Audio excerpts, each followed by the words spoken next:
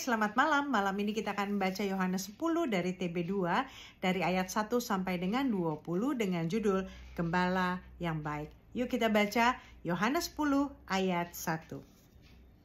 Sesungguhnya aku berkata kepadamu, siapa yang masuk ke dalam kandang domba tanpa melalui pintu, tetapi dengan memanjat dari tempat lain, ia adalah seorang pencuri dan seorang perampok. Namun siapa yang masuk melalui pintu, ia adalah gembala domba.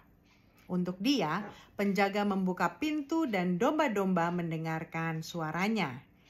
Ia memanggil domba-dombanya masing-masing menurut namanya dan menuntutnya keluar.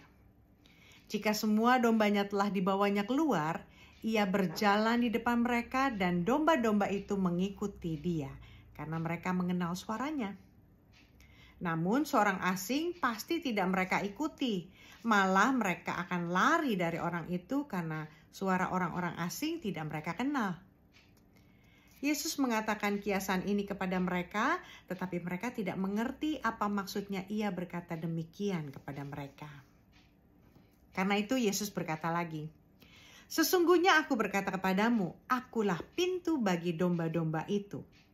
Semua orang yang datang sebelum aku adalah pencuri dan perampok, dan domba-domba itu tidak mendengarkan mereka.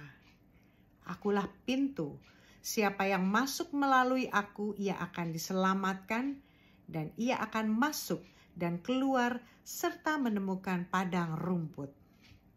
Pencuri datang hanya untuk mencuri, membunuh, dan membinasakan. Aku datang supaya mereka mempunyai hidup dan mempunyainya dengan berlimpah-limpah. Akulah gembala yang baik. Gembala yang baik memberikan nyawanya bagi domba-dombanya. Seorang upahan yang bukan gembala dan yang bukan pemilik domba-domba itu sendiri, ketika melihat serigala datang, meninggalkan domba-domba itu lalu lari sehingga serigala itu merebut dan mencerai-beraikan domba-domba itu. Ia lari karena ia seorang upahan dan tidak memperhatikan domba-domba itu. Akulah gembala yang baik dan aku mengenal domba-dombaku dan domba-dombaku mengenal aku. Sama seperti Bapa mengenal aku dan aku mengenal Bapa, dan aku memberikan nyawaku bagi domba-dombaku. Aku juga mempunyai domba-domba lain yang bukan dari kandang ini. Domba-domba itu harus kutuntun juga dan mereka akan mendengarkan suaraku dan akan ada satu kawanan dengan satu gembala. Bapa mengasihi aku karena aku memberikan nyawaku agar aku mengambilnya kembali. Tidak seorang pun mengambilnya dari aku, melainkan aku memberikannya menurut kehendakku sendiri. Aku berkuasa memberikannya dan berkuasa mengambilnya kembali. Inilah perintah yang kuterima dari Bapakku.